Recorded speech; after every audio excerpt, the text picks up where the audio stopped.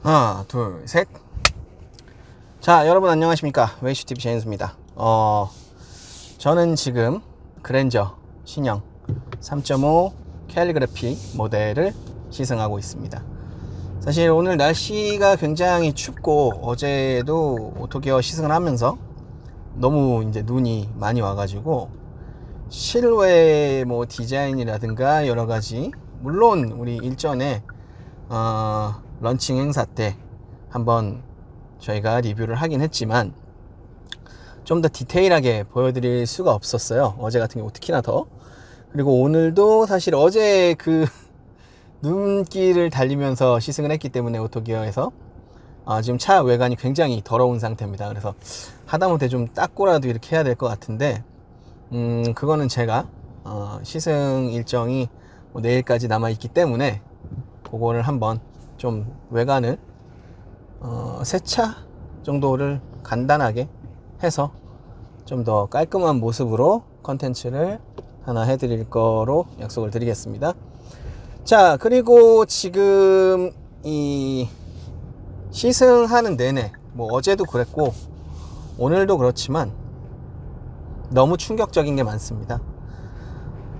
사실 이렇게 얘기를 하면 또 현대한테 돈을 받았느니 어쩌느니 하겠지만 시승차는 제공을 받은 거지만 뭐 돈을 받았거나 어떤 금전적 대가를 요구받아서 뭐 이런 내용을 써주세요 라고 들은 건 하나도 없습니다. 오히려 저희가 이거죠 라고 하면 잘 모르겠는데요, 아닌데요 라고 발뺌을 하고 있는 그런 현대이기 때문에 그래서 한번 느낀 점을, 일전에는 이제 시승 행사가 아니었기 때문에, 런칭 행사였기 때문에 그냥 실내에 앉아보는 정도였고요. 어제 오늘 주행하면서 제가 느낀 점을 좀 말씀드리겠습니다. 그 전에 하나 알아두셔야 할 것이, 이 차량은 캘리그래피 모델 풀옵션이라고 생각하시면 돼요. 풀옵션이기 때문에 여기서 제가 설명드린 내용들이 그 하위 트림에서는 적용이 안 되는 부분들도 있을 수 있기 때문에 그 점은 좀 감안하셔서 봐주시기를 바라겠습니다. 자, 우선 오랜만에 리뷰하는 내연기관 차입니다. 내연기관 차이지만 최근에 현대가 정말 전기차에 와서 발군의 실력을 보여주고 있지 않습니까? 그래서 제가 이런 류의 차량을 타봤어요. 타본 게 뭐냐, 코나죠.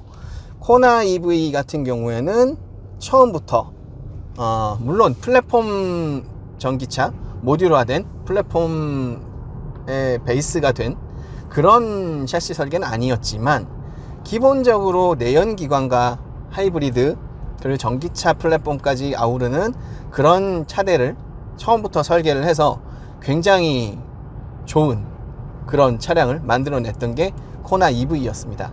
그런데 이 차량은 비슷한 듯 조금 다릅니다. 이 차량도 똑같이 멀티 플랫폼입니다. 모든 라인업이 다 있어요. 심지어는 코나에서 없었던 LPG 모델도 존재한다고 합니다. 그러면 이 차량은 지금 하이브리드 그리고 가솔린, 디젤은 이제 빠지기로 했으니까 뭐 디젤은 안 나올 것 같고, 그리고 지금 이 3.5 캘리그래피 V6 높은 차량도 있고요. 또 배기량이 낮은 것도 있고 LPG도 있고, 이번에 이제 뭐 사실 현대에서는 저희가 그때 이거 아무리 봐도 지금 아이오닉 6 셰시를 베이스로 전동화를 준비한 그런 차대다 라고 예상을 했지 않습니까, 저희가 모두. 그런데 현대에서는 당시에는 아니라고 발뺌을 했습니다. 그런데 세방전지에서 기사가 났죠. 우리 12V 전장 배터리를 그랜저 EV에 8년간 납품하기로 했다 라는 보도 기사가 나서 얘네들은 참 뭐 현대와 그냥 조율이 된지는 모르겠습니다만 현대에서는 분명히 발뺌을 했는데 그 얘기를 한다는 자체가 저는 좀 어쨌든 저희 예상이 맞아 떨어졌습니다. 그래서 이 차량은 내년 후반기에 EV 모델까지 나오는 그런 차량입니다. 그래서 지금 기본적으로 보시면은 어디서 많이 본 거라는 거를 지울 수 없어요. 제가 뭐 처음 런칭 행사 때도 말씀드렸다시피 아이오닉 6의 향기가 곳곳에서 묻어납니다. 하지만 굉장히 고급스러운 아이오닉 6입니다. 아이오닉 6도 좀 이렇게 해주지 그랬나? 좀 안타까운 면이 있죠. 자, 그리고 또 전동화가 가능한 이유는 뭐 프레임도 있지만 여기 보시면은 기본적으로 계기판에 나타나지는 모든 데이터들과 이 디스플레이의 UI들이 전기차의 것을 아직 그대로 답습하고 있습니다. 예를 들면 요거구나. 이런 부분들. 자, 지금 이 차량은 전륜 기반 4륜 모델인데요. 지금은 후륜을 빼고 전륜으로만 주행을 하고 있습니다. 크루징이기 때문이죠. 그래서 전륜에 지금 가해지는, 사실 저게 원래 전력 에너지 표시인데 어느 정도 구동력이 가고 있는지를, 왜냐하면 전기 자동차 같은 경우에는 이 전력량을 명확하게 우리가 알 수 있기 때문에 표기가 간단합니다. 이거 같은 경우는 아마 분사량과 속도와 RPM의 이런 상수들을 계산해 가지고 결과물로 이렇게 디스플레이에 표시를 한 것 같아요. 이거를 보는 순간 이거는 전동화 모델이 당연히 나오겠구나 라는 생각이 들었죠. 실질적으로 저는 굉장히 익숙합니다. 아이오닉 6에서 여러분들이 보던 그 모든 것들이 동일하게 거의 적용이 되어 있습니다. 물론 이제 우측에는 얘는 내연기관이기 때문에 엔진 RPM이 표시될 뿐이죠. 자, 그래서 지금 뭐 승차감이나 뭐 이런 부분들, 그리고 액티브 노이즈 캔슬링이 적용된 부분들, 이렇게 해가지고 사실 굉장히 좀 좋은 부분들이 있고, 뭐가 좋으냐, 일단 결국은 얘도 전후륜 셰시가 뭐 정확히 그렇진 않겠지만 EGMP를 고려해 놓은 그 마운트 위치가 그대로 있는 그런 셰시이기 때문에 너무 좋아요. 너무 좋은데 마치 분명히 이거 지금 가솔린 차인데 전기차를 모는 그런 느낌이 납니다. 크루징 상태에서는. 물론 진동감은 살짝 있습니다. 이 내연기관 특유의 진동감이 없을 순 없죠. 그렇지만 굉장히 조용하고요. 지금 뭐 엔진 소음 같은 경우는 거의 안 들어온다고 보시면 돼요. 그냥 전기차에서 느낄 수 있었던 하부 소음 일부와 풍절음 정도가 들어오는데 그 정도도 사실 굉장히 미약합니다. 그리고 뭐 기본적으로 아이오닉 6에 적용되어 있던 모든 것은 갖고 있고, 자, 아까 이제 우리가 셰시 얘기를 했는데, 그러면 다른 부분이 뭐냐, 코나 EV는요 어쨌든 내연기관을 먼저 설계하고 전동화 설계를 한 거예요. 기본적으로 베이스가 내연기관 셰시 베이스에서 전동화를 물린 겁니다. 그리고 그것도 모듈화된 플랫폼 어셈블리를 끼워 넣은 게 EGMP가 아니죠. 독자적인 그 셰시에 맞는 그냥 설계를 했을 뿐입니다. 하지만 이 차량은 EGMP 플랫폼의 어셈블리가 들어간다는 것을 처음부터 베이스로 잡아놓고 설계를 한 듯이 보입니다. 그렇기 때문에 누누이 말씀드리지만 아이오닉 6의 향기가 곳곳에 묻어있고, 그러면서도 고급스럽고, 그러면서 전기차 같은 느낌이 나는데, 그럼 이때의 장점이 뭐냐, EV를 처음부터 상정했어요. 그러면 아이오닉 6의 무게를 우리가 생각해 봅시다. 2.05톤 정도까지 가죠. 1900 몇십에서 후륜 모델 같은 경우는 1930에서 1950, 1930, 1950kg에서 이제 4륜 풀옵션 같은 경우에는 2.1톤 정도 갑니다. 이 차량도 전동화 모델이 나와서 풀옵션이 된다면 그 정도 무게가 된다는 뜻입니다. 당연히 그 정도 무게에 적합한 EGMP 베이스의 셰시 설계를 했을 겁니다. 그런데 지금 이 차량은 그 셰시 설계에서 배터리를 걷어내고 모터 P 시스템을 다 걷어내고 다시 원래의 가솔린 내연기관 구동계를 집어넣은 거예요. 그러면 무게가 더 가벼워졌죠. 실질적으로 공차 중량이 가볍습니다. 그러다 보니까 지금 EGMP 차량들이 보여주고 있는 긴 휠베이스 대비 뛰어난 그런 밸런스, 움직임, 이런 퍼포먼스들, 이런 것들이 2.1톤에서도 그렇게 괜찮았는데 지금 이 녀석 같은 경우에는요 더 좋아요. 더 가벼워졌기 때문에, 가벼웠던 게 무거워지면 제어가 어렵고요, 그 밸런스를 맞춰내기가 힘듭니다. 실질적으로 그런 영역에서 고생을 하고 있는 게 지금 독일차 브랜드들입니다. 벤츠라든가 BMW 차들이 굉장히 무겁다고 제가 항상 지적을 하고 있죠. 또는 폭스바겐, 뭐 아우디 같은 차량들이요. ID4 같은 경우도 실질적으로 MEB 플랫폼인데도 불구하고 전용 플랫폼이 아닌 니로 EV에 비해서도 약 500kg이 더 무겁습니다.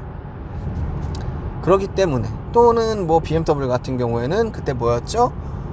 공차 중량이 막 2.5톤, 2.6톤에 육박하고 총 중량이 3톤에 육박하는 이런 차량이 나오고 있어요. 하지만 그렇기 때문에 효율은 형편없고 하체 내구성, 뭐 샤시 프레임의 전체적인 강성이나 내구성에서도 사실 보장할 수가 없는 그런 차량들입니다. 하지만 프리미엄 브랜드였다라는 이유로, 고작 그 이후로 그런 말도 안 되는 차량을 내놓고도 일부에서는 실드를 받고 있는 게 사실이죠. 하지만 이 차량은 그렇지 않습니다. 이 차량은 오히려 더 높은 하중과 강성에 최적화되어 있는데 그 무게들을 오히려 덜어냈기 때문에 그랜저이지만 생각보다 굉장히 경쾌한, 어떻게 보면 스포츠 세단 같은 느낌을 주기도 합니다. 물론 스포츠 세단하고 비교할 정도는 아니지만, 아니야, 비교할 만한 게 있는 게 사륜 트랙션이 그래서 더 끝내줍니다. 이게 현대가 사실 모터 제어와 이 뭐랄까요, 내연기관의 구동계 제어는 전혀 다른 영역인데, 하지만 하나 공용화하는 게 있습니다.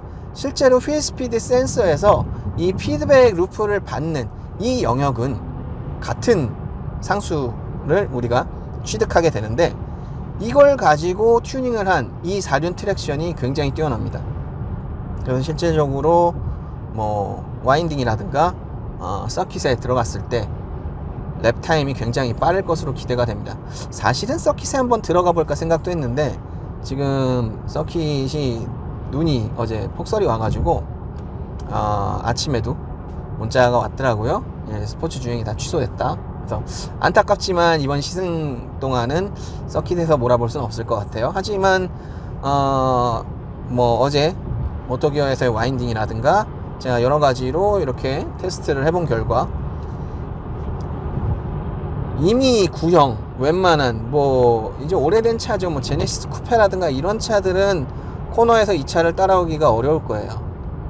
물론 튜닝이 된 차들이 대부분이기 때문에, 제네시스 쿠페나 이런 차들은. 하지만 순정 대 순정으로 비교했을 때 오히려 이 그랜저가 빠를 수 있다, 코너링이. 그리고 코너링에서 이 아이오닉 6에서도 그랬지만 현대의 요즘 사륜 H트랙, 사실 이거 H트랙은 아닌데, 이 사륜 구동의 특징이 뭐냐면 이 압도적인 트랙션, 그러니까 트랙션이라는 게 결국은 타이어의 접지력이 나가는 한계점, 우리가 그걸 타이어 슬립이라고 하죠. 타이어 슬립이 일어나는 한계점에서의 컨트롤이 굉장히 빠르고 미세합니다. 그래서 이 녀석 같은 경우도 뭐랄까요, 스키드음이 하나도 나지 않고 굉장한 고속으로 코너를 돌아나가집니다. 특히 고속 코너 같은데요. 지금 HDA2를 켜고 가고 있는데 굉장히 안락하고요.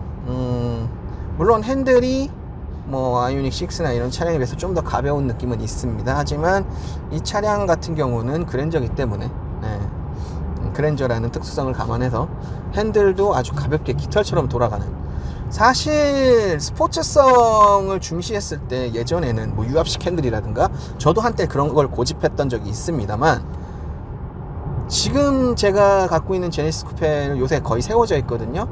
타질 않습니다. 너무 힘들어요. 이게 젊을 때나 그런 걸 했지, 이제 저도 40줄이다 보니까 이 핸들이 무거운 게 쉽지가 않더라고요. 무거운 핸들을 돌리는 게. 그러다 보니까 아이오닉 6만 돼도 괜찮다 싶었는데, 이거는 더 깃털 같은 그런 핸들링을 보여줍니다. 하지만 그거는 핸들링의 조향이 가볍다는 뜻이지, 코너를 돌아 나가는 이 스포츠성이나 핸들링, 회두성 이런 게 떨어진다는 뜻이 아닙니다. 그리고 그렇기 때문에 제가 코나 EV 시절에도 얘기했었어요. 이 차는 왜 전륜인데 오버 같은 언더가 나지? 막 이런 말을 제가 했던 적이 있어요, 서킷 주행 때. 그게 무슨 뜻이냐면, 원래 전륜 구동은요, 언더스티어가 나는 게 정상입니다. 후륜 구동은 이제 코너 진입 시에 오버스티어를 통해서 회두성을 극대화해서 코너를 공략해 나가는, CP를 찍고 코너를 공략해 나가는 그런 맛이 있기 때문에 후륜을 사는 건데, 전륜차의 약점 항상 그거예요. 회두성이 떨어진다. 왜? 조금이라도 과한 진입을 하게 되면 바로 언더스티어가 나버립니다. 그런데 이 차량 코나 EV 때도 제가 그랬는데 이 차량도 마찬가지예요. 그 갭이 어디서 오느냐? 가볍다라는 부분에서 첫 번째 오는 것 같고요.